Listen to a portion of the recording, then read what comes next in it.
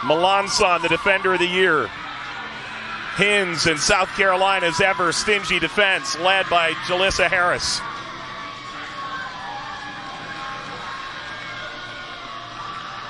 A battle of titans as Prohaska waits and the whistle blows. We're underway. The 4 and 5 seed meeting here. Can the 4 seed roll on South Carolina and take the top 4 seeds to the semifinal, or can Auburn be the side that shakes things up?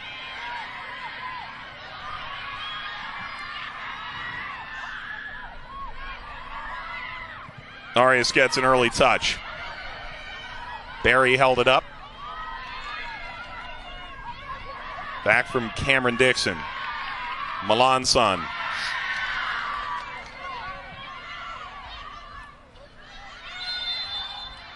That's an early foul. Luciana Zullo to ground.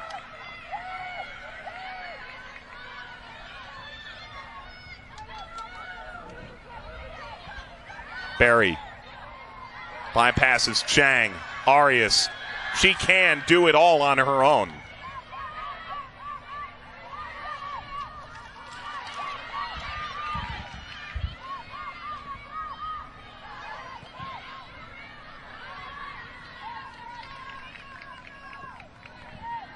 Dixon. I think there's going to be a little bit of separation anxiety, I think, for fans who've watched throughout the day, because we've had such contrasting styles, and yet these are arguably the most complementary, perhaps, in the entire conference. South Carolina playing Auburn, and it's going to be a little more settled, perhaps, than our Arkansas LSU lead-in. I would almost call it a little bit more pragmatic as well, not as wide open. You're going to see both of these teams more compact, playing through their midfield, a bit more horizontal side-to-side play than we saw in the previous games. If this game is chess, what game did we just watch? It ain't checkers. Trying to step in was Mallory Mooney. This ball lined across, handled by Whitaker. Chang. Dixon allows this to run by. Griffiths.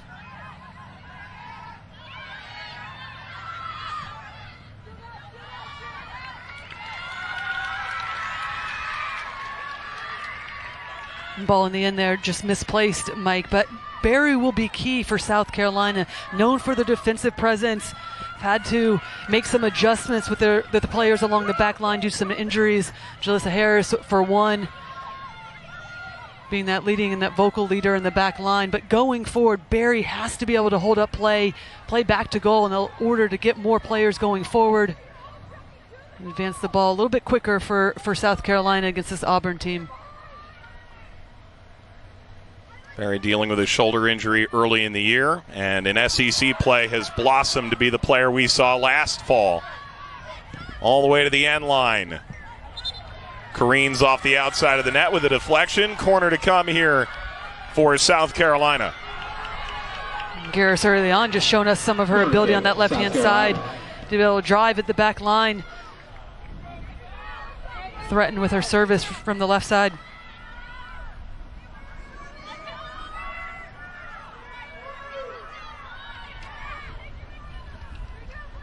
Corner for the Gamecocks. Swinging inward. Chang got a piece. Now Chang. Ball's whipped away. Follow-up shot goes ringing wide from Luciana Zullo. So the first touch was Sam Chang. Then Lauren Chang had it bounce out to her. Nothing doing. No, it's a dangerous set piece coming in off the corner, and then it's Lauren Chang takes it well. Prohaska in the end, seeing it late, has to make a little bit of a diving save and then continues to control her box. Two big saves, a punch out initially, and then seeing it late.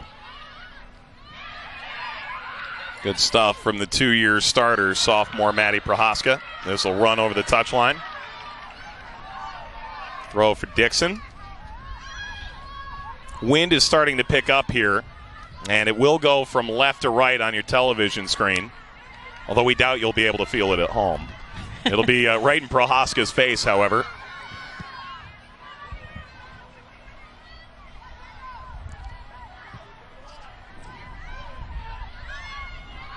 Craven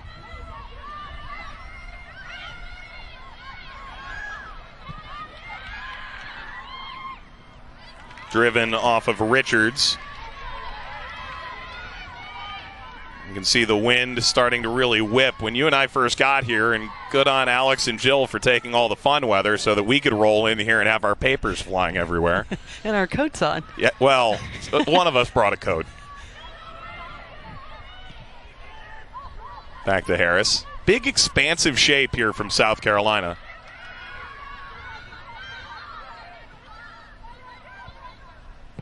Hins. Oh, that did the job. Chang. Garris. Flag went up, and it got out of play.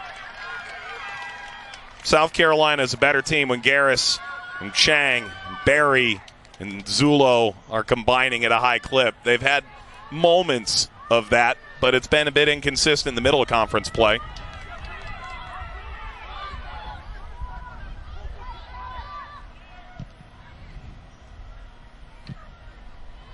Driven away by Haddock.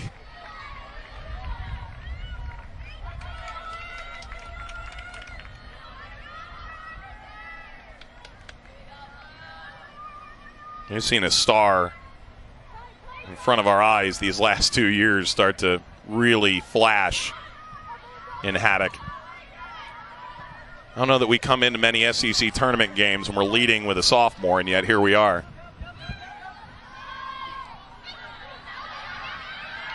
Zulo battling it out. And an extra kick from the ground, and Mooney splays out. And it didn't go South Carolina's way, but this is the difference for South Carolina compared to the beginning of the season. Just getting stuck in. They're being proactive, aggressive. Not a lot of opportunities in the attack early on in the season. Early on here, we're starting to see them step up their pressure, put Auburn's defense under some quick pressure early on. That's something Shelley Smith had really called for. A little more grit, mentality. Ultimately has felt that's come a long way. Said her team is a much better team than the one that last faced Auburn. That was a pretty wild affair in truth. Came back on October the 1st, 3-2 South Carolina victory, but they were up 3-0, and by the 85th minute, 3-2, and Auburn was threatening.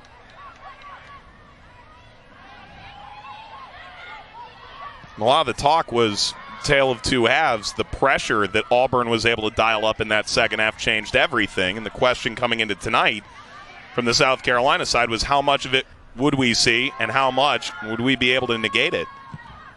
Well, a lot of that is Auburn putting themselves in a hole in that game as well, conceding early on in the first 5 minutes. Need to have a much faster start, stronger start, find Haddock in between the lines. So good at operating right in front of the back line. She needs to get on the ball as much as possible, have the attack run through her.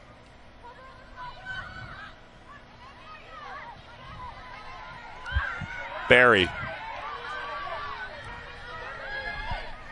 Barry will go for this.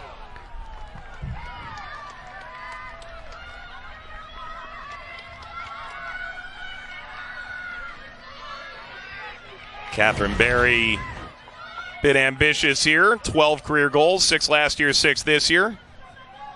But she picks up the ball in a good spot and asks questions of the back line for Auburn. Are they going to step to her, or are they going to let her turn and they're just going to drop off? Doesn't get a good look. Gets underneath the entire way. But if they're going to give her that amount of space, she's got to drive and commit to that strike on goal. Well, it's tough to beat Prohaska from that range, who led the SEC in save percentage a year ago.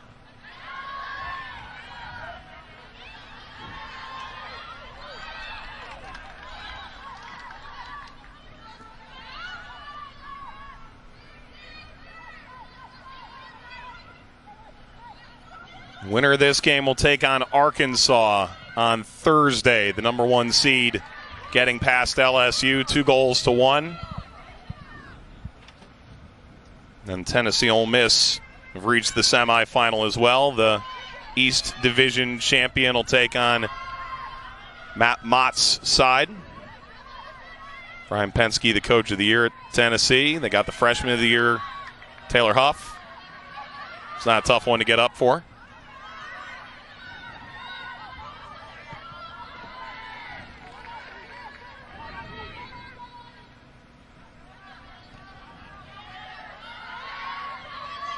There are not a lot of players in the SEC that are going to beat Milan's son in a foot race. That's part of what's been so intriguing about her moving from outside back to center back. It really is not a necessity, but it's worked out, although she's given this to Barry momentarily. We talked to Karen Hopp asking if she was surprised, and it was like, no, we're not surprised, we're impressed. Yeah. I slipped into that left center back position seamlessly. Really gives some versatility to that back line for Auburn and step out, generate the attack, link play from that deep position. How about this run by Whitaker, blazing down the line. Looking for Arias. Big Karam sends Chang on the run. Barry can hold and allow South Carolina to get numbers forward.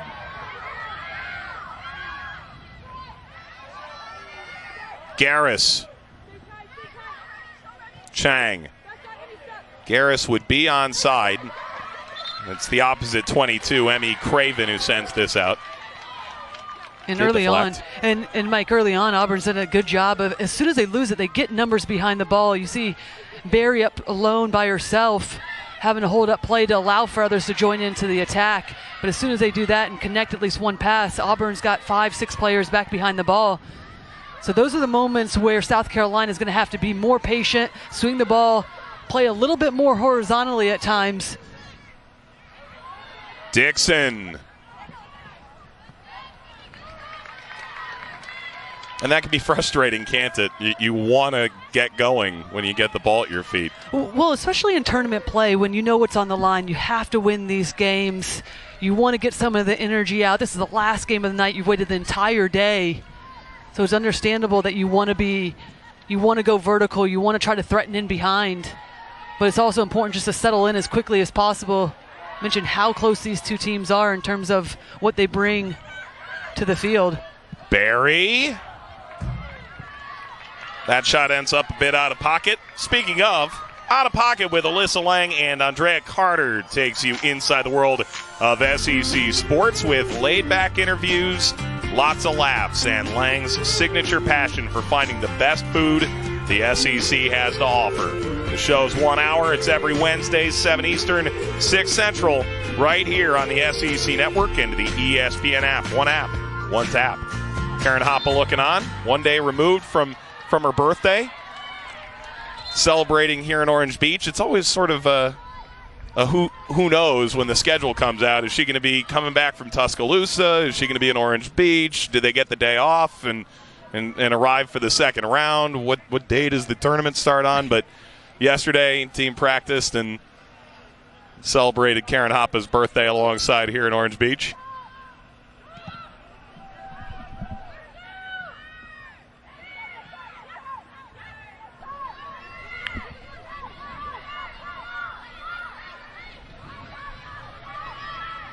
Mooney. Harris. Wesh. Whitaker. Garris stride for stride. Whitaker still somehow got that away. Meanwhile, Obi Hoppe is here. 3 players went to the Build-A-Bear here at the Wharf. Got Karen Hoppe a birthday bear, and Obi is on the sideline tonight. Listen, and even needed his own credential as well. Yeah. It's amazing because I saw them stop the bear on the way in, and they said, hey, come on, Ted, stop it. Look at the pause. Whoa. Happy birthday pause. There we go. Mike, did you know my birthday's this week? I can't. I'll get you a bear.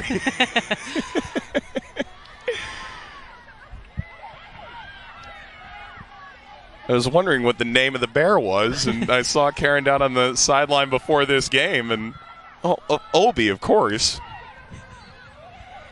I can't wait for that to be a part of every Zoom interview we do for the next X number of years.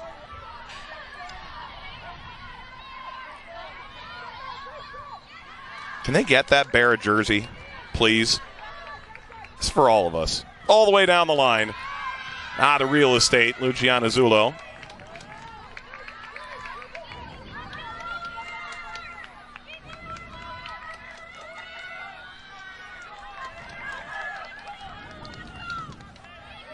"15 minutes in, what have we gathered from this game so far?" I mean, a lot what we expected. Both teams feeling each other out. Not a ton of clear opportunities. Give the upper hand right now, though. South Carolina stepping up their pressure, not really giving Haddock any sort of looks on the ball to generate the attack for Auburn.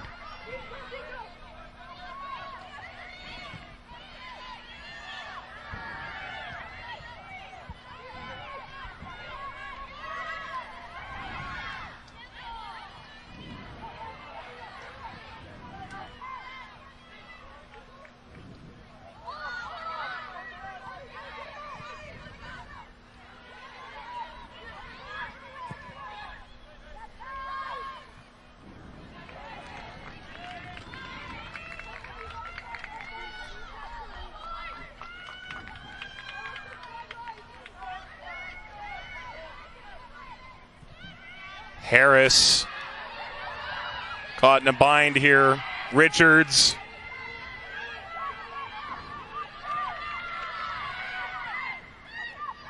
Sklopan.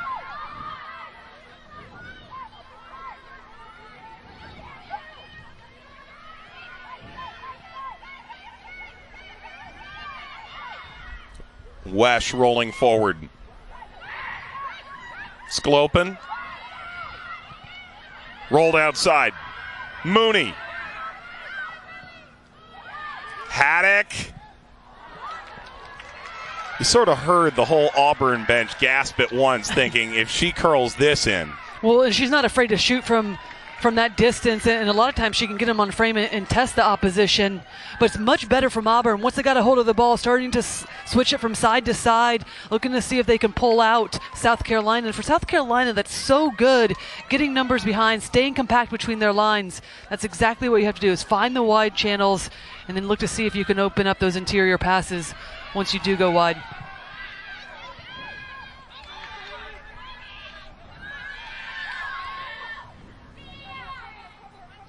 Mooney. It's going to be a couple of important battles, seeing how Whitaker and Mooney, those outside back positions, can try to engage a little bit with Garris and Zulo.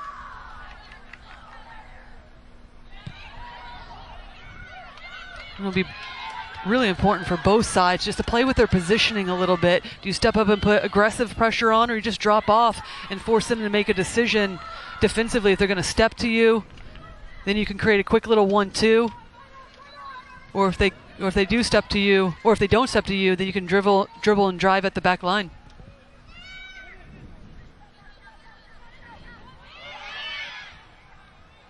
Craven.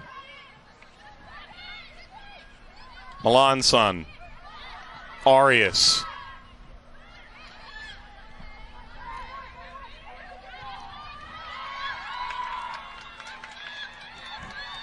Whitaker. Back by Remy Swartz, who stepped into the lineup ably due to the injury to Sarah Eskew. Initially was sort of the fifth in a back four. A bit of versatility. We may well see Sarah Eskew tonight, injured against Ole Miss. Could see some minutes.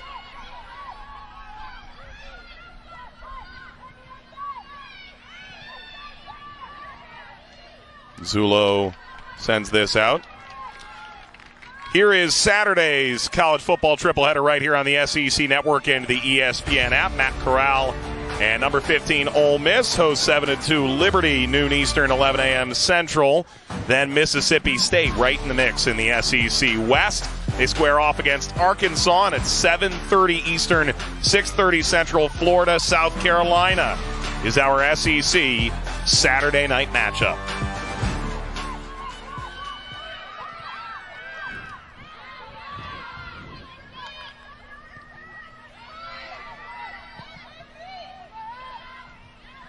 I hadn't seen UVA play football yet this year. I did a couple nights ago against BYU. Thrilling stuff. We're a football school these days. A powerhouse, big time. You know, the Fordham Rams are undefeated in the Patriot League. Really? Yeah, true story. They gave Nebraska a really good quarter and a half, too. Exciting stuff. I know. Prohaska will roll this out.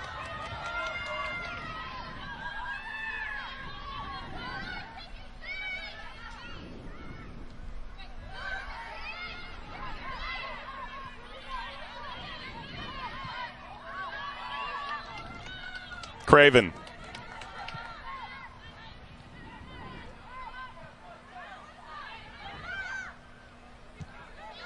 You know, it was interesting talking to Karen Hoppe about the ebbs and flows of a program and how this sophomore class has come in and been so impressive and mixed right into this group from essentially day one. Said their high school senior year, it started to become clear, oh, okay, they're pretty good. And then the first day of training, suddenly you realize these stellar sophomores are going to potentially sort of change the nature of this program for the next few years. Yeah, I think, and to say the least, they have not disappointed. I mean, just look at these stats that they put up. 7 goals, 9 goals for Haddock.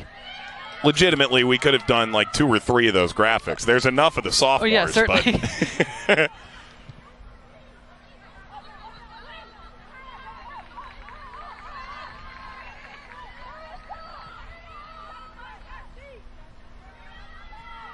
But But so often it's those schools that have that stellar class coming in together and growing together, turning into the core of future SEC championship sides. And some of those growth and learning experiences that they got last year have benefited them quite a bit. No team played more Power 5 opponents last year than Auburn did, and that included the spring. And we know how wild that year was for everyone, and I think if anything, when you speak to coaches, it really kind of instilled the not knowing what's going to happen in these seasons. So it's prepare for everything, and in a lot of ways, a lot of the players had to mature quicker, had to understand what it takes to put it out every single game, because it was such a wild ride, and it was so unpredictable all last season.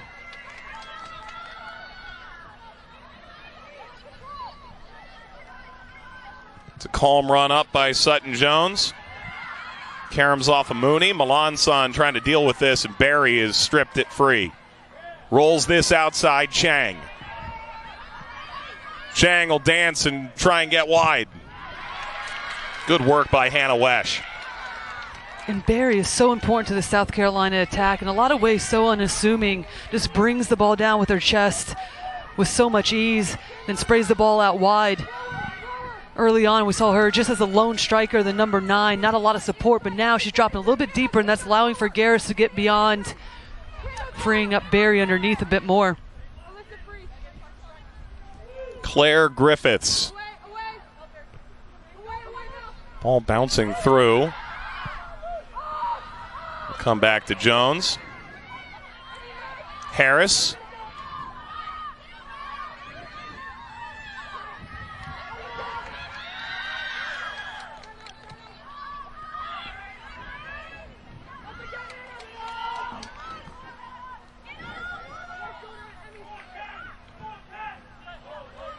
Rolled all the way to the end line.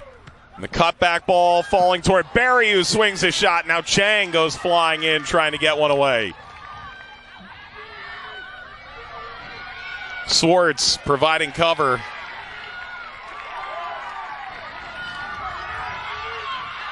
It was excellent defending in the box from Melanson. Just follows Barry the entire way across the box.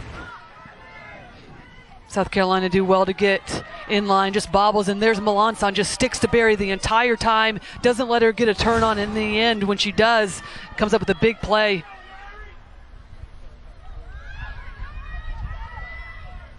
That was really clean from Claire Griffiths, getting end line to begin with as well. Sprayed out Mooney as Richards extending the play. Richards got it by Dixon. Didn't keep it inside the lines. No, Obi Hoppe will not be the first substitute for Auburn. Carly Thatcher will do that job.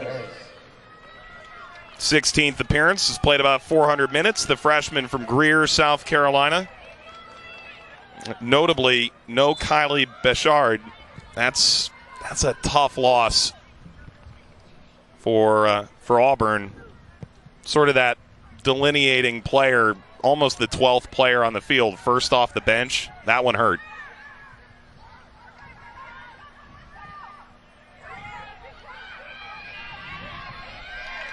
Sort of been a year of adjustments for Auburn due to injuries.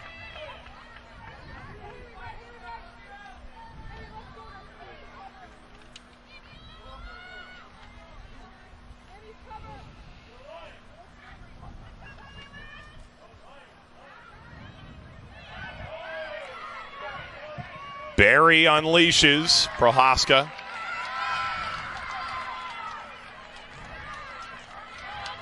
And there's opportunities right now, though, for South Carolina to continue to be a bit more patient, still move the ball with some good tempo.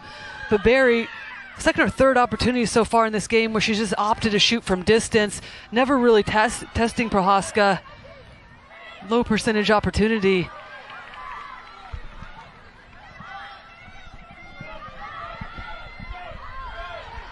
Whoa, Garris.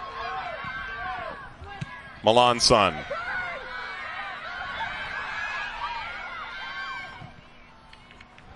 Garris has sprinter speed. Ball caroms off the back of Haddock. Eventually get to Sklopan.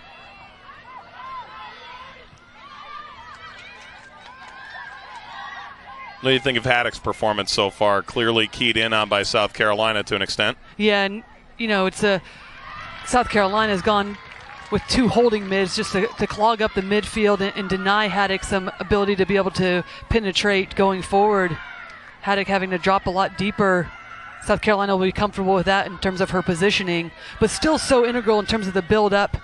She understands spacing so well, just understands where they can manipulate numbers up situations. She's been the fulcrum on a lot of those cross-field switches to this point. And that's going to have to continue because she understands the patience that's needed in order to break down South Carolina defensively. Say for the most part her performance has been quiet, but still getting some touches, keeping the ball moving for Auburn. Zulo for Zulo, the change. And Karina Zulo has made an instant impact on the referee.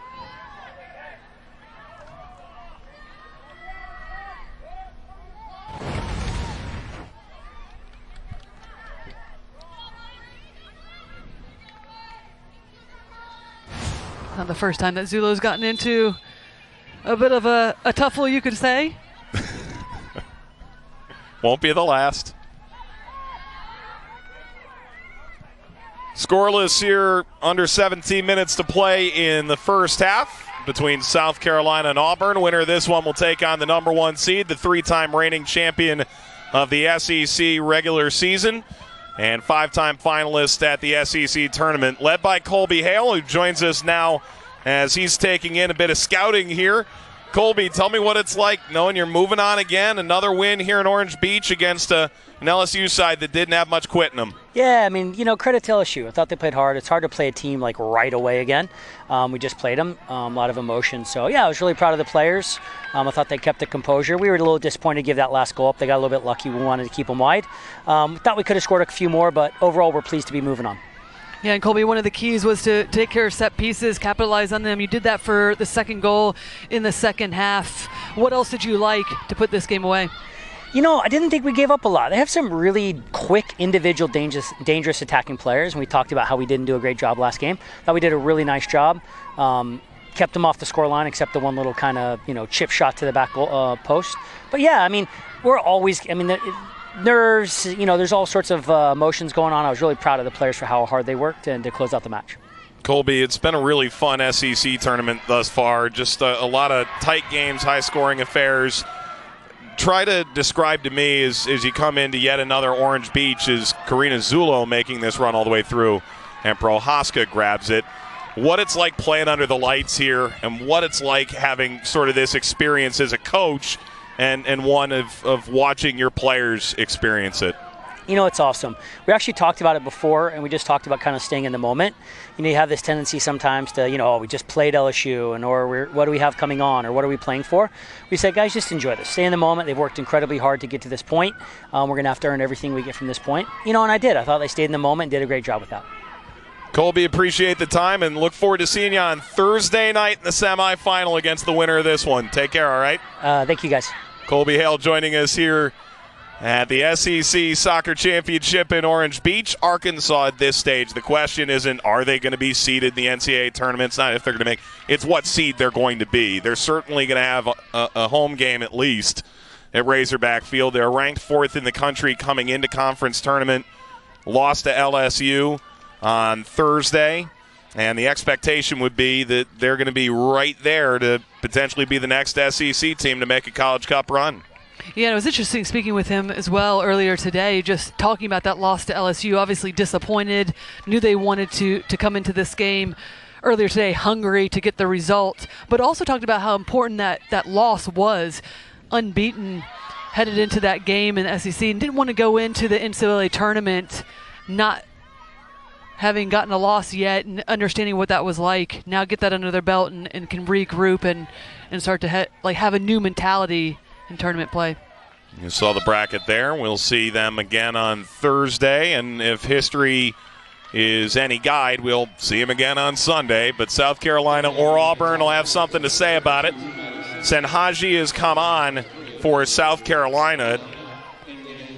Has come off the bench now 13 times this year. Barry will get some rest here in the final 15 minutes of this first half.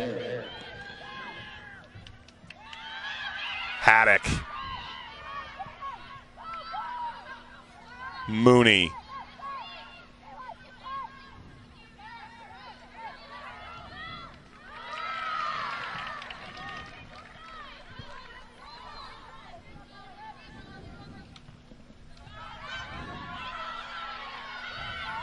Senhaji.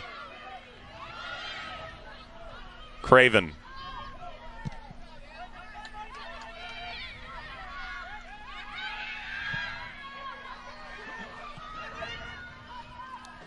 And neither team really given anything away early on in this game.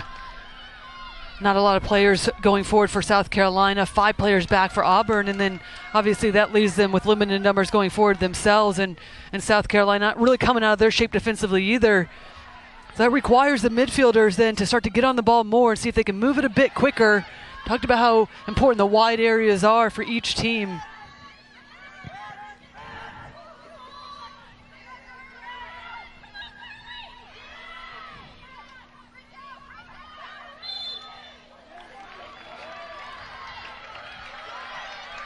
Garris was held away from the play.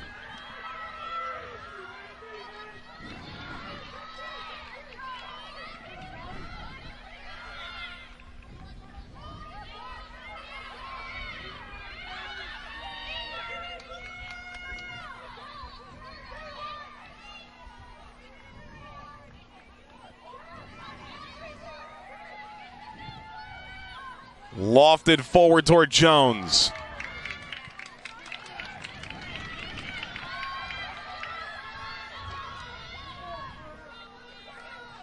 Not a bad idea from South Carolina.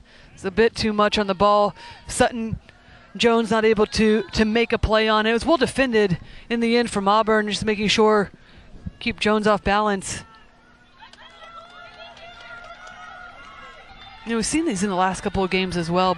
All these teams just putting the ball down, allowing everybody to get higher up the field. I think there's just moments where all of these teams can just put it down, start to play a little bit quicker, see if they can up the tempo a bit more, catch the opposition out defensively, especially with these two teams that are a bit more pragmatic, good defensively as well.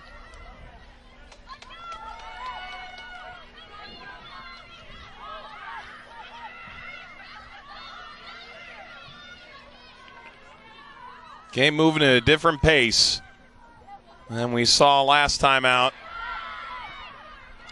Both sides looking to crack the facade. Garris didn't miss by much. Maddie Simpson getting involved. Wow, that stayed in. Whitaker. Simpson.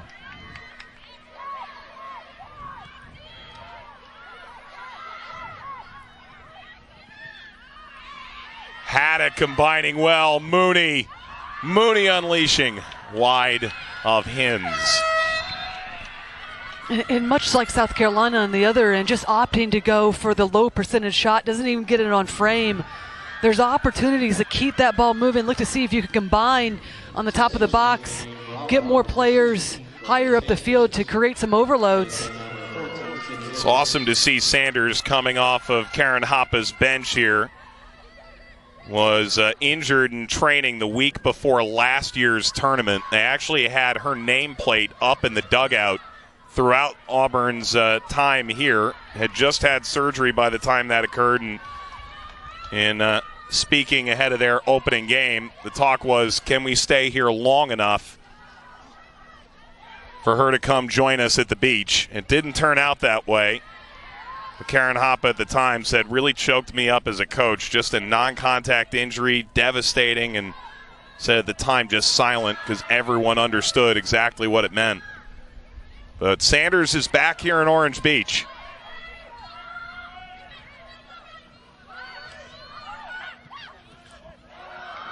Good ball out, Garris.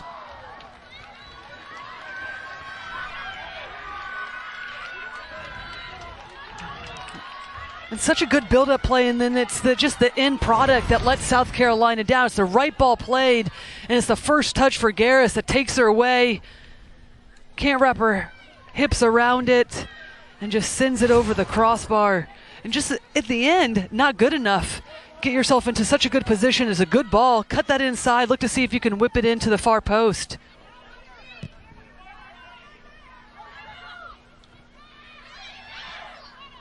Brought in Karina Zullo. Lauren Chang tries to get after it as well. South Carolina out shooting Auburn significantly to this point, 9-1. And Auburn's only shot came back in the 17th minute. South Carolina will bring on Peyton Patrick. 18 appearances, all off the bench. Talk about her incredible work rate. Runs and runs.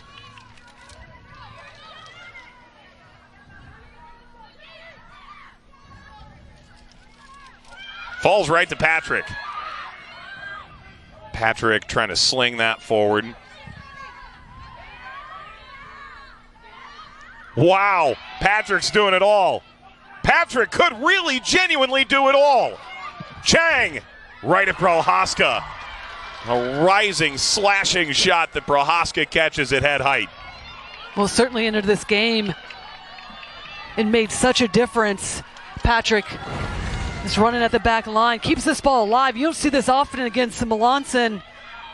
Is beating her one and picks out the right pass. Just a little too heavy, but then Changs comes around it. Just couldn't make good contact. Sends it right to Prohaska.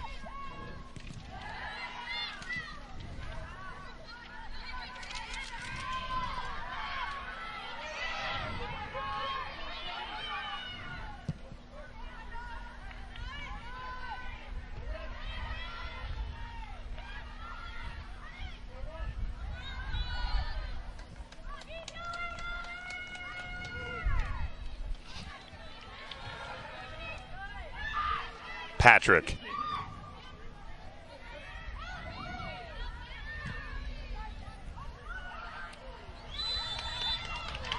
Offside flag is up. Final 6 minutes of this first half in the final quarterfinal on this Tuesday. From the crown jewel of conference tournaments, the only one where it just means more. The SEC Soccer Championship in Orange Beach, Alabama.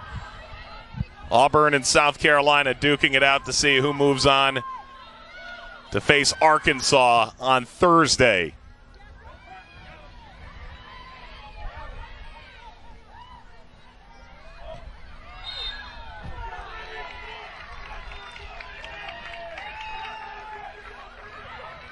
And neither team right now, Mike, willing to really come out of their shape.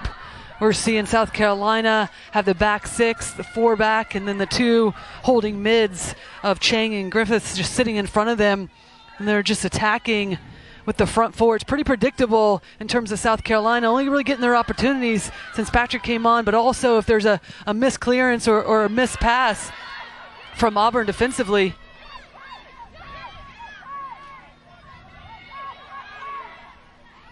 Chang goes in, and it's a late whistle over Chang's continued objection.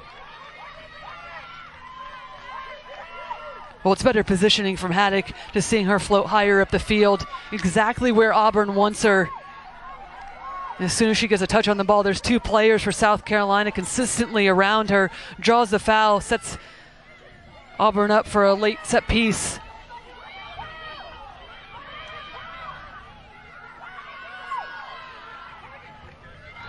Lauren Chang, as always, orchestrating the traffic here for South Carolina. Haddock.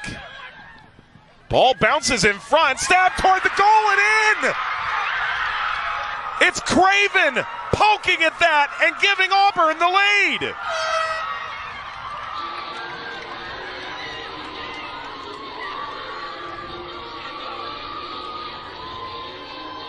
And for all that South Carolina's done right, first shot since the 17th minute is a go-ahead goal.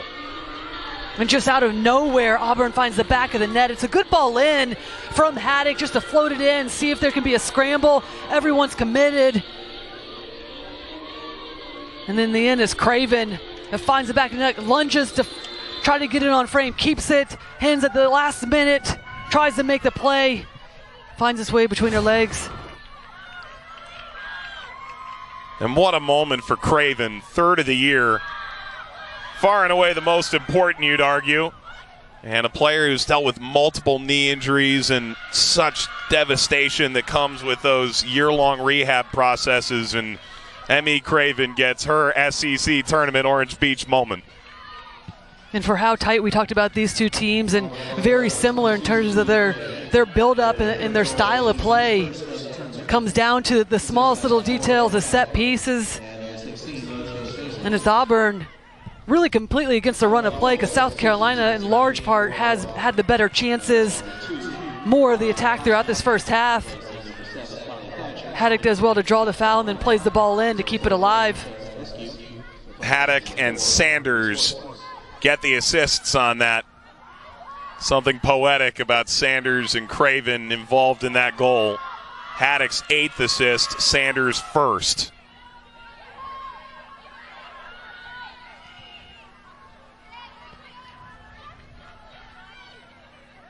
Well, these sides played a 5-goal game a month ago, so nothing's out of the realm of possibility. Lots can change, though, in a month in college soccer.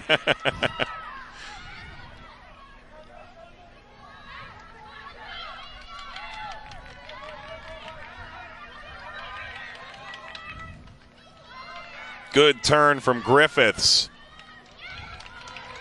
Auburn scoring first this year has been almost unbeatable. Side that's only lost 5 times, but only once had they conceded first and ultimately came back to win. And South Carolina, well, they conceded first in all 5 of their defeats. They have come back to win it twice. Thibodeau comes in, Haddock off.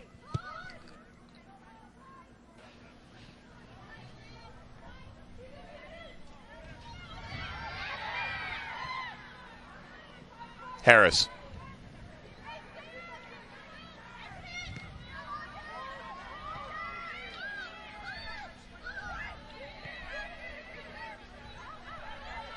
Closing in on halftime. Darian Marion will take you through all the best of this match so far. Give you a little more info on the rest of this tournament, which has had some really fun action today and, well, plenty of goals. Most of them from Tennessee, as it turns out.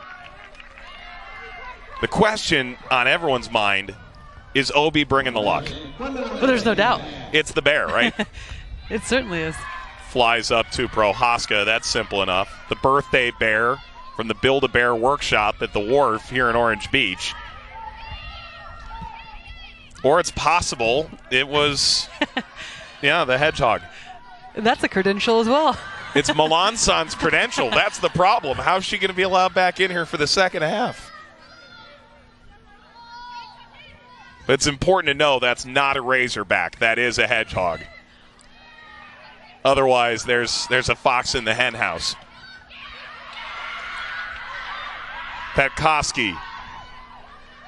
Final seconds of this first half, and Auburn might be trying to double their money here. Not if Dixon had anything to say about it. 7, 6, Bounces to Mooney, and we're going to halftime, and Auburn's got the lead here at the break. Yeah, capitalize on the set piece. The Haddock drew, just connecting passes and the chances we had. Shelly, appreciate the time. Thank you. All right, thank you. Shelly Smith joining us here, the head coach for South Carolina. And with that, we're ready to commence the second half. Catherine Berry stands over the ball for the Gamecocks and sends us into the second 45. Mike Watts, Lori Lindsay with you as we close out what's been an action-packed day here. 12 goals today. We had just 2 over 220 minutes on Sunday. But so far, no upsets on day 2 like we had on the first round game day. We'll see if that changes here. Auburn is upset-minded. Comes to Whitaker. Craven, the goal scorer, sends this winding down. Harris. What do you want to see different from South Carolina? You mentioned those large bouts of possession when you spoke with Shelly Smith there a moment ago. They get wide and expansive. What can they do in your mind? well, they continue to be a little bit more patient, find an additional pass in the final third to connect and to draw out Auburn even more. You know, and the good thing is that goals change games, so it's going to force South Carolina, as Shelly Smith did say, to be more aggressive, get more numbers into the attack, and really start to come out of this defensive shape, especially as this half wears on. Candolino getting this across.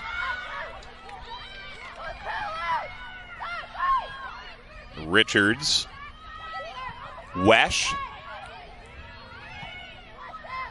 Haddock.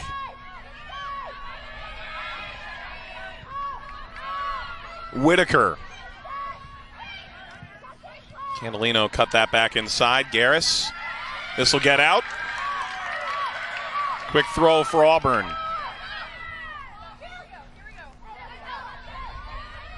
And a goal kick to come.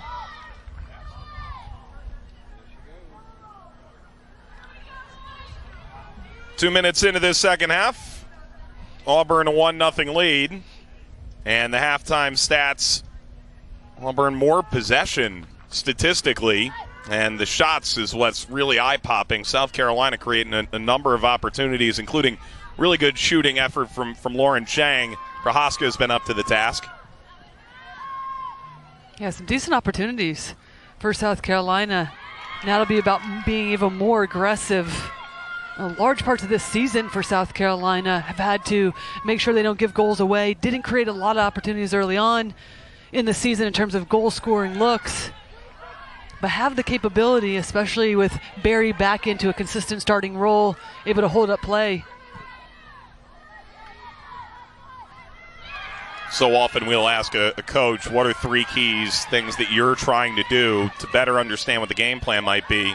Shelly Smith actually simplified it for me and just said score, score, and score.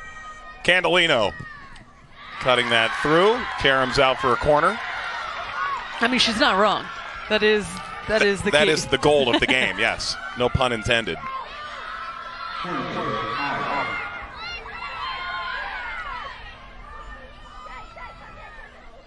Just been a year of injuries and lineup shuffling and trying to get this group clicking at the right time.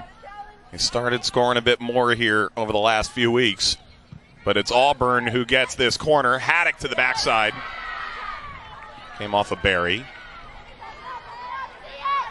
That was Craven coming in on that far side for Auburn, looking to try to connect, get something on goal. Well done defensively for South Carolina. Craven with that first half goal near the end.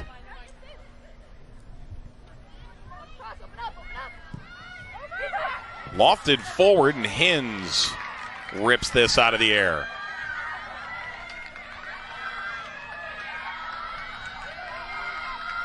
Heather Hins, 10 starts a year ago, has started all 17 of the regular season this year.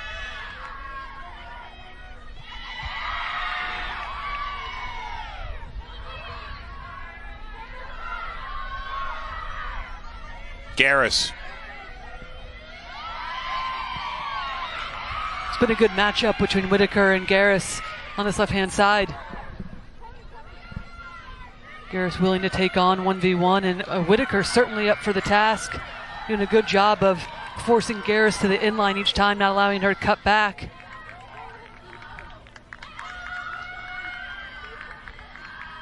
Haven't seen Garris do all that much yet, which probably is a pretty telling descriptor of how this has gone. Barry bringing that down. Chance for Sam Chang. And Chang always just leaning back, doesn't get a good look on it in the end. But to your point about Garris, this is the area where South Carolina can be even more proactive or versatile in their attack. Is Garris, every time she gets the ball, puts her head down, goes to the inline, makes it predictable for Whitaker. As good as she's been defensively in that 1v1 matchup, it hasn't been challenging in terms of asking questions of her. Same with Barry, checking back, doing a good job of just holding up play, but then there's no decisive runs off of her, getting in behind, forcing, again, those questions of that back line for Auburn. Haddock and Zulo are hacking each other up the field. Wow. As a sophomore, you got to love the little swagger in the middle of the field, not afraid to go for the little nutmeg. Candolino.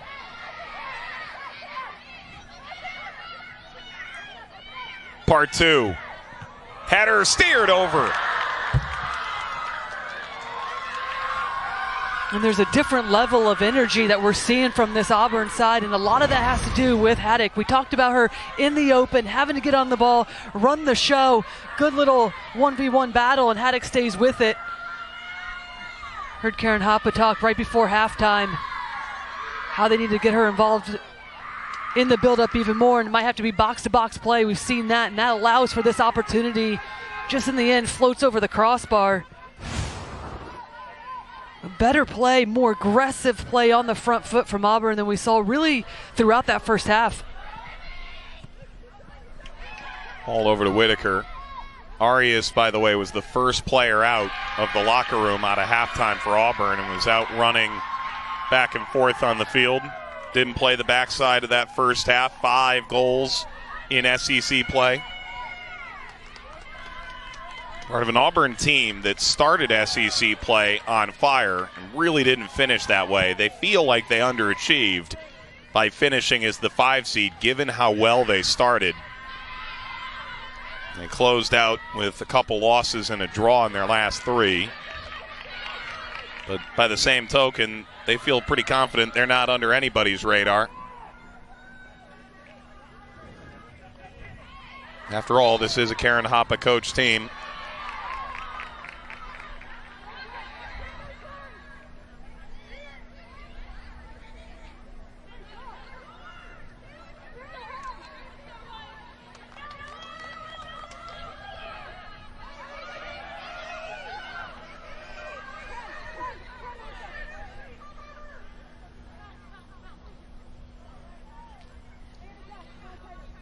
Griffiths.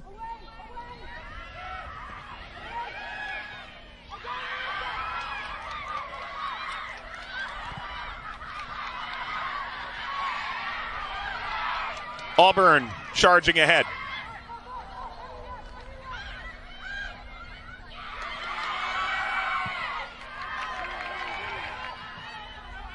Garris.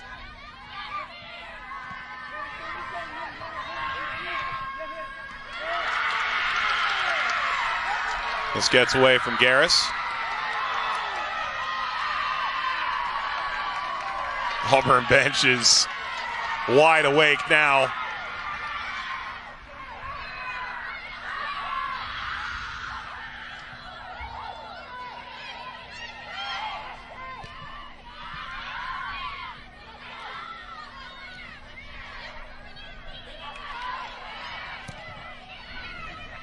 And this is where Auburn has to go to the other side of the field. They have to be able to use Wesh or Haddock to be able to find the other side even quicker than they did just now.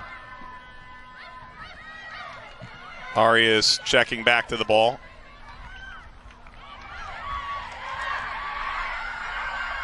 Now Arias trying to string this outside. Candelino met by Swartz. Candelino. Haddock. Appeal for a handball. There it is.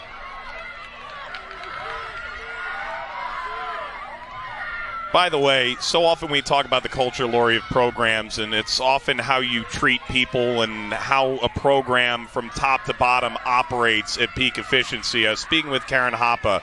Big Lair Worthy has been the bus driver since before Karen Hoppe started at Auburn, which you're talking 25-plus years driving the Auburn soccer team to all these SEC conference championship tournaments and through legitimately flat tires and the tire lighting on fire after Karen Hoppe's third SEC tournament. Big Lair Worthy isn't with the team this year. It's the first time he's missed Orange Beach.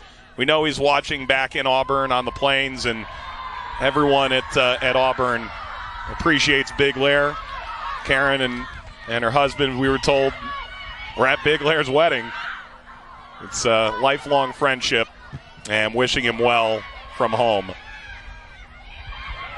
I just love hearing that story because so often with many of these college programs, think about the support staff, a lot of the staff behind the scenes that never gets mentioned in these broadcasts or just in general are recognized a lot of the time except for internally within the teams. And a lot of these programs, though, much like family, even when you go on to graduation, still a part of that alumni, still the gatherings, just the commitment and the lifetime.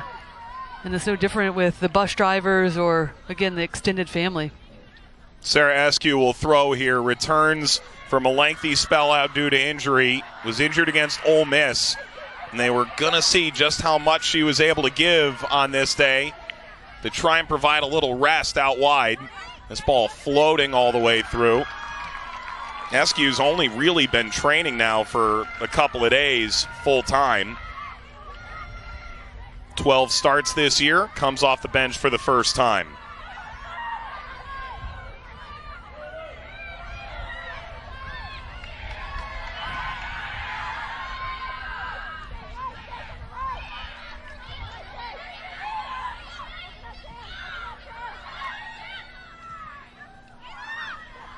Haddock.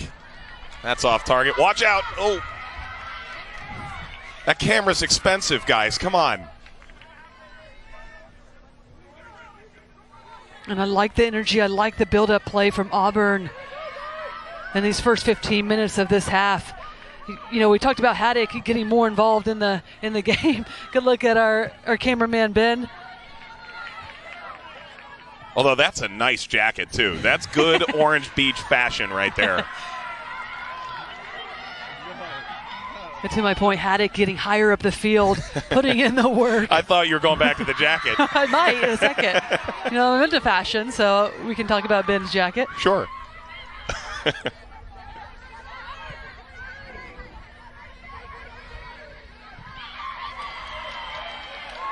Out of play.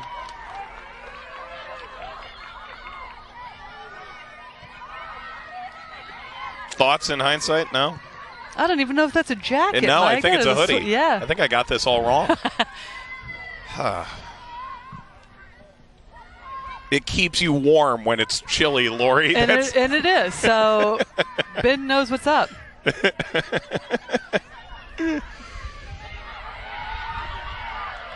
Candelino.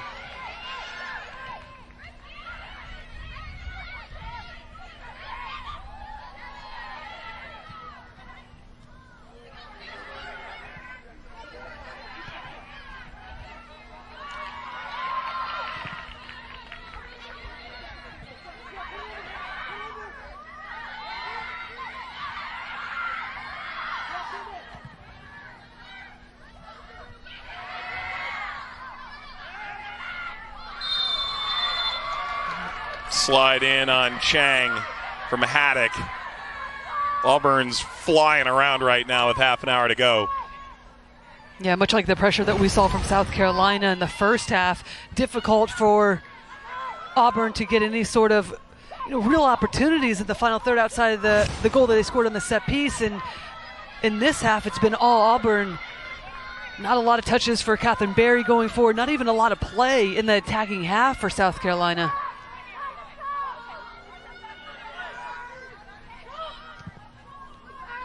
Pinged forward Haddock. There's contact. Referee allowed play to continue. Floated further, falls in front, trying to turn. Askew got it away. Hins got smashed and is still really laboring back in goal. And this is something that Auburn has to continue to fight for, is the set pieces that Haddock's playing in, because South Carolina certainly looks nervy on having to defend in their own box, not able to clear the ball cleanly. This time Hins is having to come out again, gets screened by a couple players, just knocked out. And Hins typically so good coming off her line. If you're going to come off, you have to be able to make the plays and able to get any sort of jump and momentum. Well, Hins there may have gotten a cleat there to the back of the leg. Continuing on, merely a flesh wound, it appears. Zulo out, Patrick in. Abby Hugo's come on for Griffiths as well. Candolino. Harris covers a lot of ground. Askew has to change directions.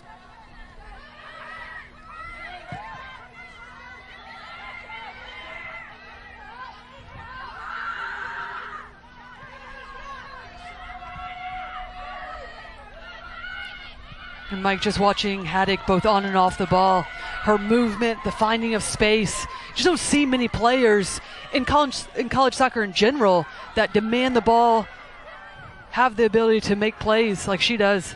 South Carolina getting all the way forward. Ball clicked back by Melanson. Jones pushing Patrick into the attack.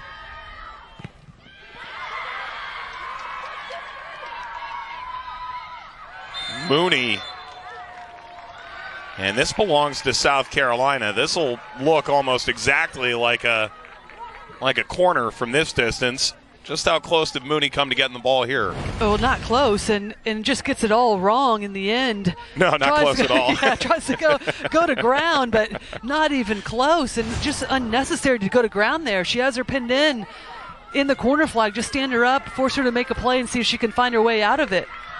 Let's see if South Carolina goes for the upside-down toboggan here. Service whipped across. First header's away. That'll do the job. Askew. Whitaker.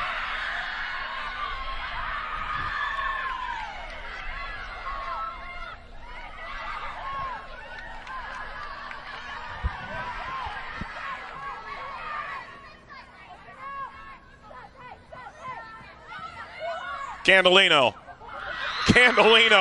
going the distance, can pick someone out. Everyone had made the near post run. It's going to be an interesting dichotomy here down the stretch. Auburn, second half of their last game against South Carolina, really pressed and made life difficult. They've done a decent amount of it in this second half already, but you have the lead, so how much do you really want to expose yourself? Well, that's something they have to recognize, because right now when they are in the attack, Auburn, it's Catherine Berry is the only player up, and they still have 5 players back, so they have to be able to commit more numbers forward. Yes, you want to be mindful of not getting caught on the counter or unforced error, but at the same time, you can have more runs in the box. So you mentioned 2 near post runs that were already past the near post once that ball was served in. Candolino for Arias, slides this back. That is empty! Auburn is 2-0 up! Richards makes it 2-0.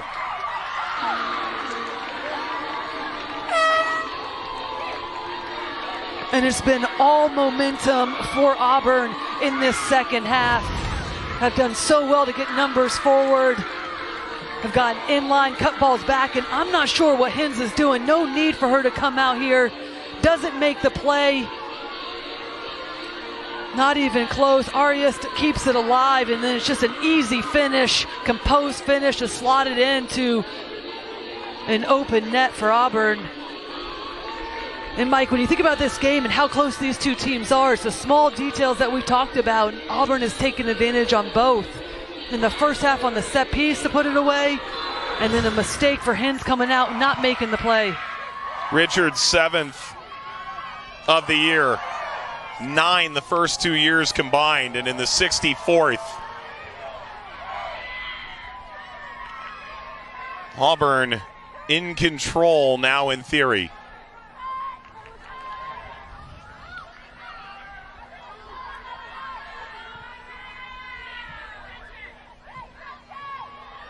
Hens, who had just gotten cleated, it appeared a moment earlier, was a little bit hobbled, came roaring off her line, and all of a sudden, 5th seed Auburn put themselves in a very enviable position in this matchup of two teams that most everyone expects will be in the NCAA tournament starting in a week.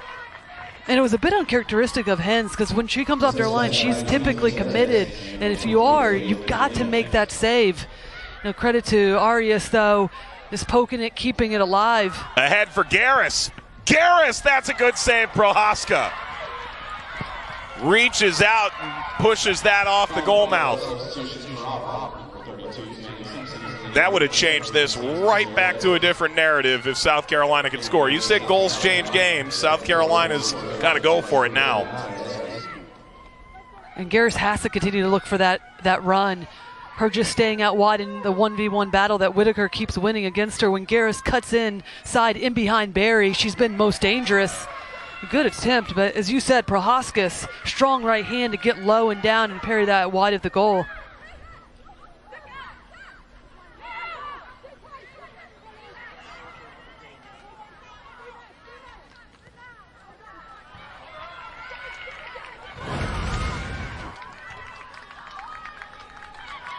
That previous effort. Yeah, and here's the goal the opportunity from Garris. That little inside-out run that I was talking about, looking to get in behind.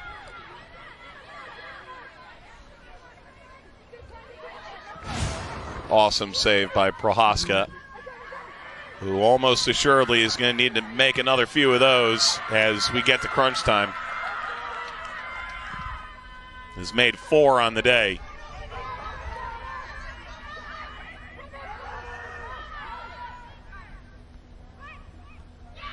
Candolino.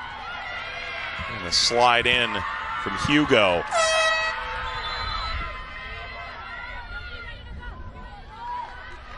Luciana Zullo. Ryan Coleman on for the Gamecocks. Lauren Chang get a rest here. How much time can South Carolina afford to give Patrick and Chang from here?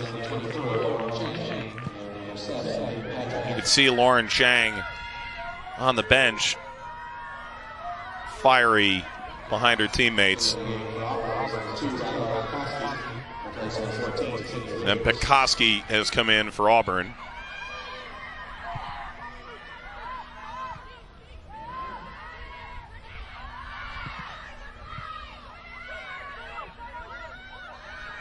Zullo.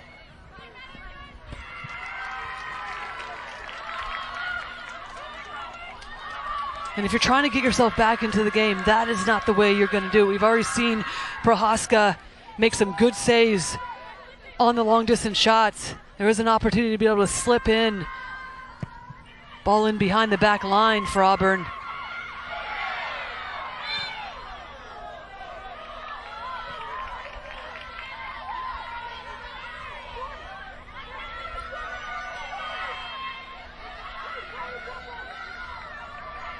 What buttons can Shelly Smith push from here? One of the great minds in college soccer. Harris. Barry. Bouncing down. Some of the Gamecocks were arguing that could have been a handball.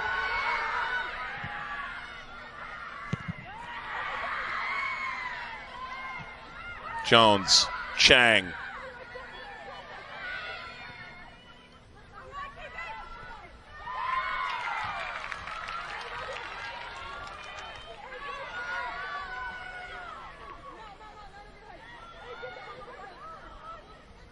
Dixon.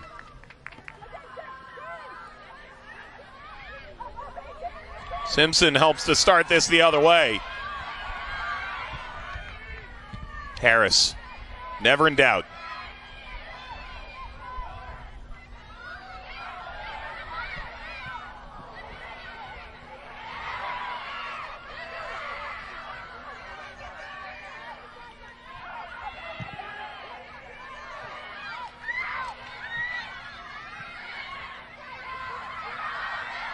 Haddock.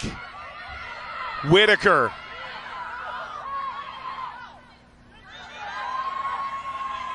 Shaking Coleman off. Whitaker, an attempt to fling that at target.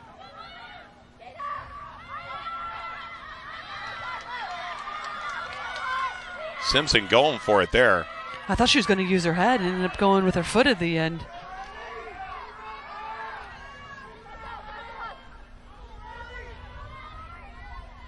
Winner faces Arkansas on Thursday. Will it be the 5-seed Auburn, the only team to get an upset to reach the semifinal round, or can South Carolina catch this tiger by its tail? Tennessee and Ole Miss will play the late game on Thursday. We'll start with Arkansas and the winner of this one here on SEC Network.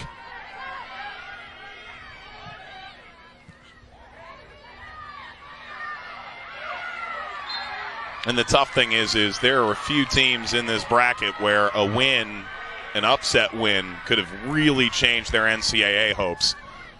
I think most would be shocked if Auburn or South Carolina got left out when it's all said and done, and rightfully so. They've both built pretty good resumes. But Alabama, LSU, if they could have come up with another one, although they're starting to look like they're in good shape, especially with their 4th-ranked win last Thursday. In the earlier play as well, beating a few top 25 teams early on, strong non-conference play. We'll certainly take into account with that as well. Yep, 3 road wins against top 25s in non-conference. Then they beat Arkansas on the last day of the regular season.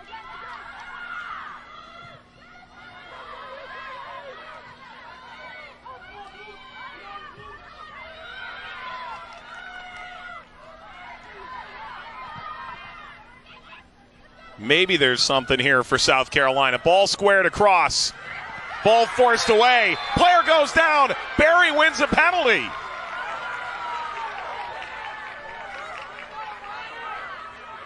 Mooney is beside herself.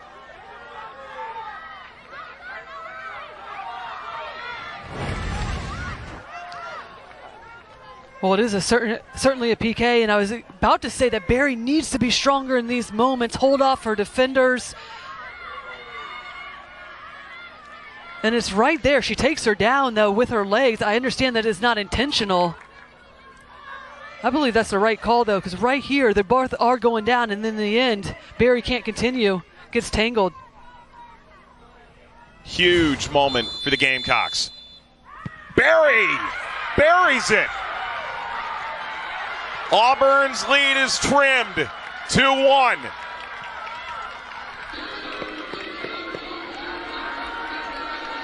Berry's the one that gets fouled, and then she steps up, just calmly places it into the left part of the goal. Was calm and composed, makes no mistake about it. But this entire play in the build-up started from Garris checking back to the ball. It's the first time that we've seen that movement from Garris in this game. It left a big hole in the back line for Auburn that allowed for Arkansas to get into to be able to play the ball into Berry.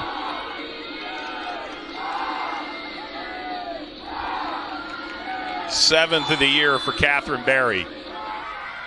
And South Carolina doesn't have that much further to go to stay alive here in Orange Beach.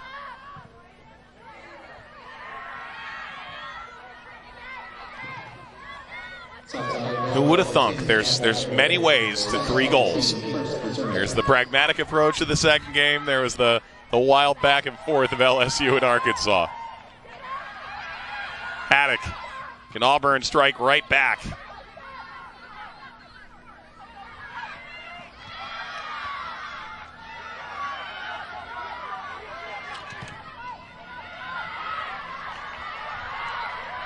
Craven angles around. She opened the scoring. Then Sydney Richards. Auburn was up 2-0. Kat Berry scores a penalty. And all of a sudden, we're in for a pretty wild finish. And this is where game management is extremely important, especially for Auburn, just making sure they don't give any silly fouls away. There's good communication on the back line. One of the reasons, as I mentioned, able to get that penalty kick, being pulled out. Just let Garris drop into the midfield, keep your line tight. Excellent from Berry. Garris spins, serves back. Out to Haddock, and Sam Chang is on the spot. Ball ripped across to the backside, falls in front, and wiped away by Craven. It was Coleman making that late run in. South Carolina almost leveled this. And it's just too easy. This is a good ball whipped in and just wide open on the far post. Coleman just heavy touch in the end, can't make a play out of it. Wide open, poor marking in the box from Auburn. But it's a movement up top from the front 3 for South Carolina that has got this Auburn back line this last few minutes out of sorts. Don't know whether to step, don't know whether to stay as a tight line. And again, it comes from that movement from Garris. And the question is why didn't we see a lot of that movement in the first half? A lot of it was one-dimensional, taking on 1v1 against Whitaker, trying to serve balls in from wide. So much of their play in the first half predictable, even though they were able to step up the pressure, cough up balls defensively from Auburn.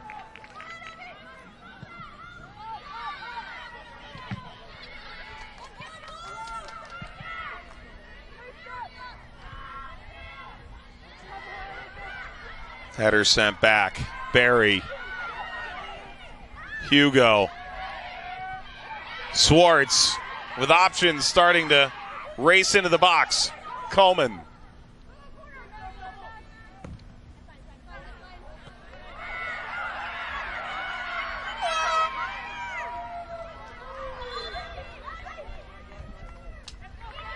Couple key players return. Arias. Candelino out. And then Lauren Chang comes in for South Carolina, replacing Hugo. We've reached that point, Lori. You got to give your best at this point, down to a quarter hour. And while there looks to be an NCAA tournament in these teams' futures, they certainly didn't think they'd be leaving Orange Beach on Wednesday morning.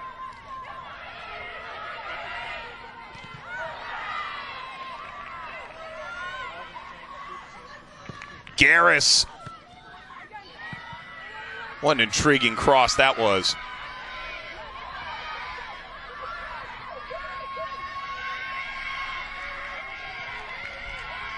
Garris is by Whitaker. A rare misstep. Corner, South Carolina. And Garris has certainly been the difference maker in these last 10 minutes. Her movement, her understanding where the space is. This time was good recognition. The first time we've seen her just let this ball roll through her legs, get on the wrong side of Whitaker, try to make a play. Good defensive play from Craven. Come over and help out defensively for Whitaker. Ball across, Prohaska punches away. Dixon, the reserve. South Carolina thought they could have an advantage on set pieces coming into this game. There's been a precious few number of set pieces to this point. Chang struggling a little bit to deal here with Pekoski.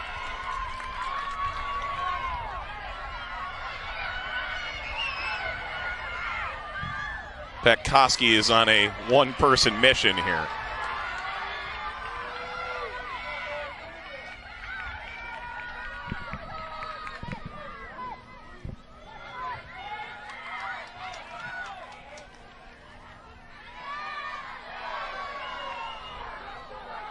Zulo. Barry. The South Carolina side with a bunch of super seniors trying to make the most of this moment. Zulo crossing away from Coleman. Whitaker slow to get up.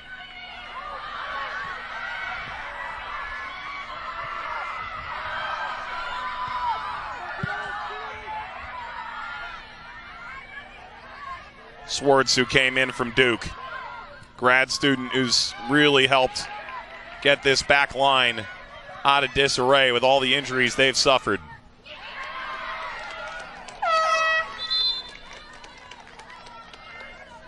Substitution for Auburn, number 15, replacing 26. Just good understanding from Haddock. Put a little texture on that ball to play into that space. Richards, meanwhile, is probably thinking, hey, that's a hospital ball. Come on. Griffiths returns for Coleman. Thibodeau has come in off the bench as well at the stoppage.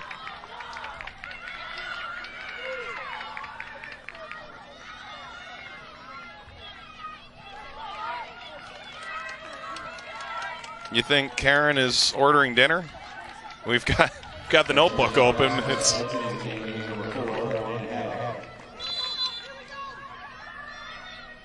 I can't wait for SEC Inside to come mic everybody up. There are so many things I've wanted to know.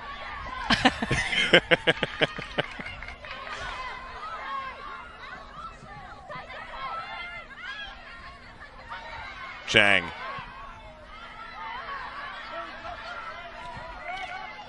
Garris circling around. It's a long run.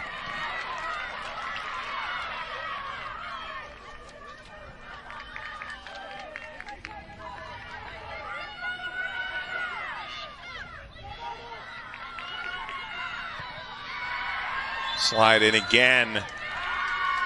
It's a free kick going the other way. Let's tell you that next Thursday, SEC Inside grants you an all-access pass to the SEC Women's Soccer Tournament semifinal and championship game. Get never-before-seen footage and a sound from the players and coaches. It's a real, true, behind-the-scenes look. 7 Eastern, 6 Central, right here on the SEC Network and the ESPN app. One app, one tap, so you can watch from anywhere.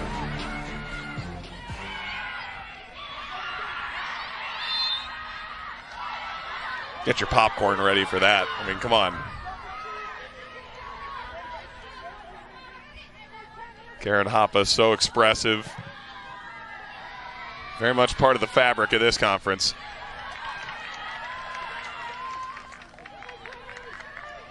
This is an odd tournament in that it was always a guarantee that you'll see Becky Burley and you'll see G. Guerreri and the coaches, and even Brian Blitz to an extent. But these are the coaches who are most tenured who are at the tournament this year. 23 years for Karen at Auburn, Shelley at South Carolina for 21 seasons. That drops all the way down to Matt Mott. Perhaps it's no surprise that the 4 most tenured coaches, 5 most tenured coaches who are here are still alive. Yeah, such a tradition. A lot of these coach consistency, building of these programs, bringing players in.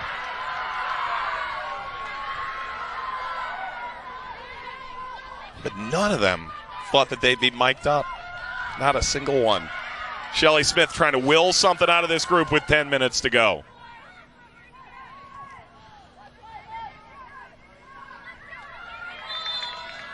'19 champions. They waited so long to get back to the mountaintop. They had done it in the regular season. They had done it in the division.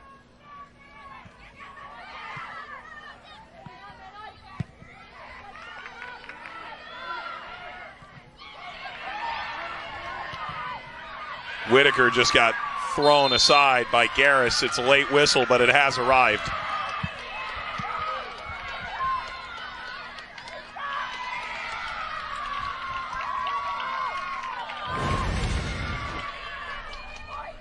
And Garris just putting in the work on both sides of the ball. Clear foul, deserving yellow. Whitaker had already gotten rid of the ball, and Garrish just still coming in, trying to make the play. In the end, could have been more dangerous than it ultimately was.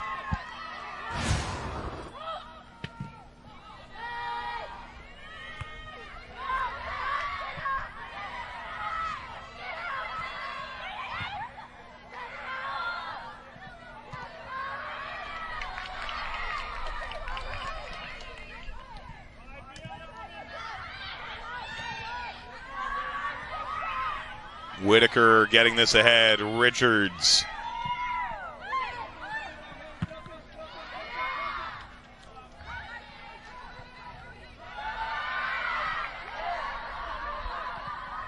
Barry's all alone on this mission. Prohaska.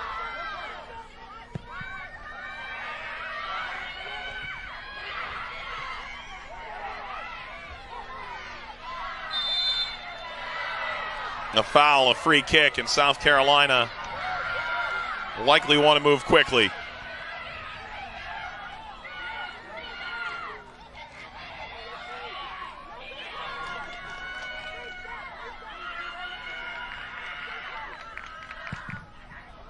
Griffiths. Numbers are still forward. Griffiths. Chang.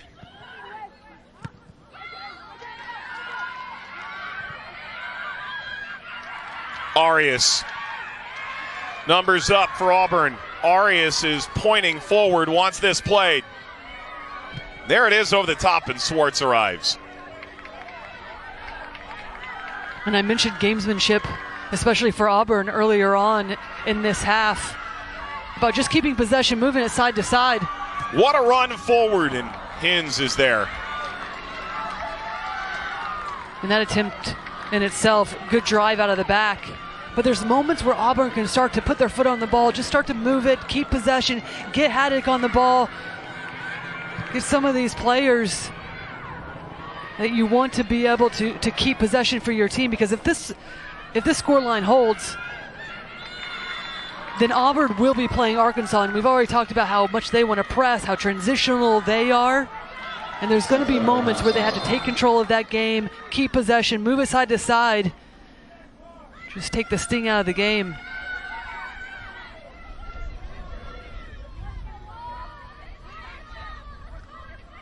Clock is stopped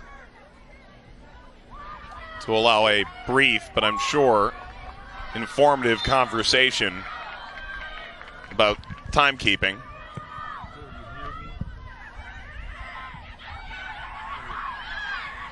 Harris.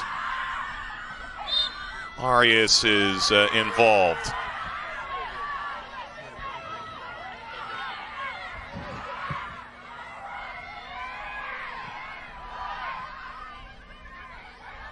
Barry. Chang. Sam Chang. Petkoski.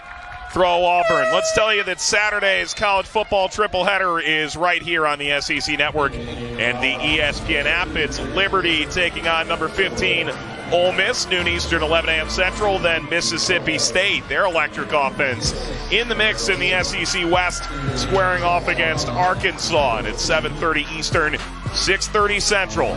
It's our SEC Saturday night matchup, Florida and South Carolina. What day is that? Saturday? Thursday doubleheader, SEC Network, semifinals.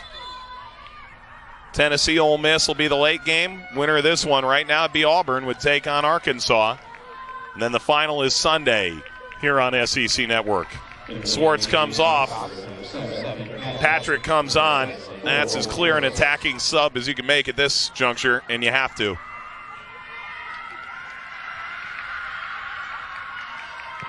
How much are you planning these late game goal down scenarios in training over the course of a season? Well, you certainly are training scenarios. If you're goal down, you're taking players off, you're putting more players on to have to deal with that defensively, lumping balls in, but also how to stay patient and get numbers around the ball when needed as well. Griffiths. Craven. This is a corner. Garris did the job. Corner, South Carolina.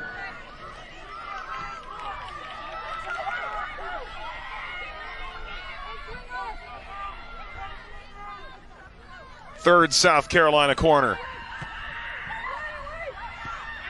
Away from Coleman. Still now Dixon.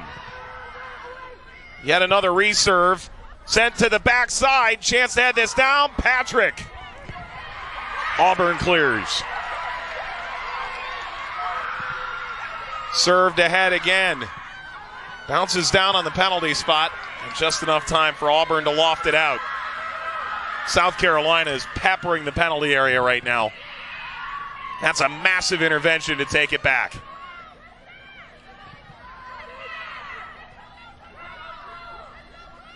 Wesh.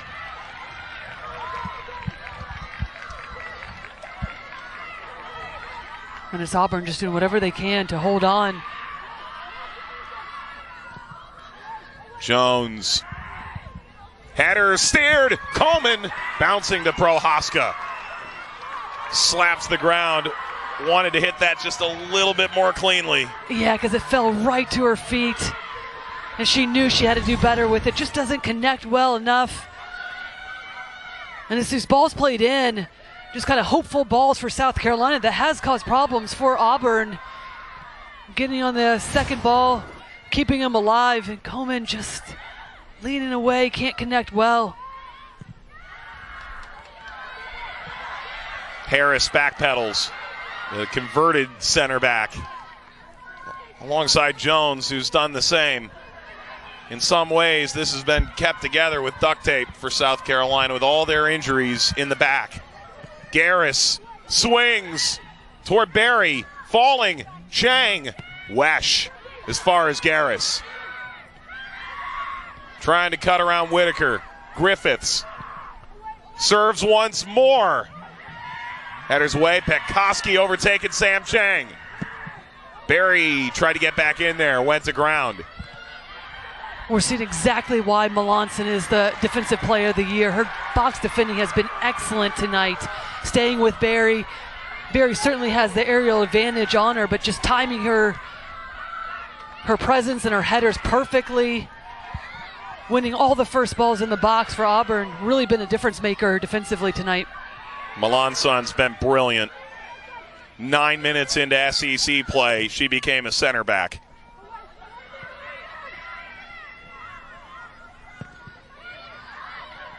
And with it, a series of changes that altered the course of Auburn's season. And we're able to manage it early. Some late defeats and a draw.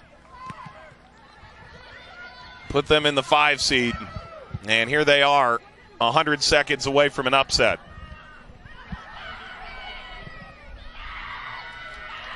And it's 2 starts plays from Haddock. Doesn't look like much, but just to launch the ball, get it out of bounds, slow down the clock, let it run out as much as possible, just slow down the play.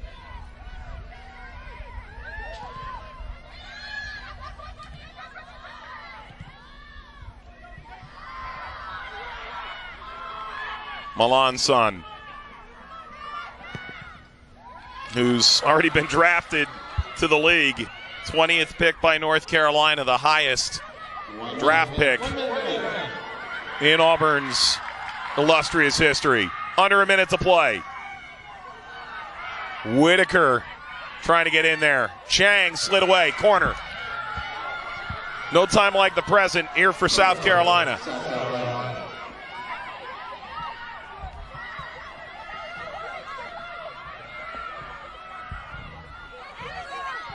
And this is where you're bumping players, doing whatever you can not to give South Carolina a good look. Ball is down the line, Prohaska. That may be enough. Some of the Auburn players are starting to celebrate.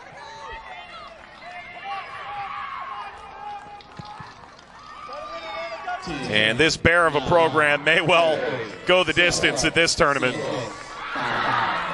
Auburn gets a huge win. Auburn is moving on to the semifinals.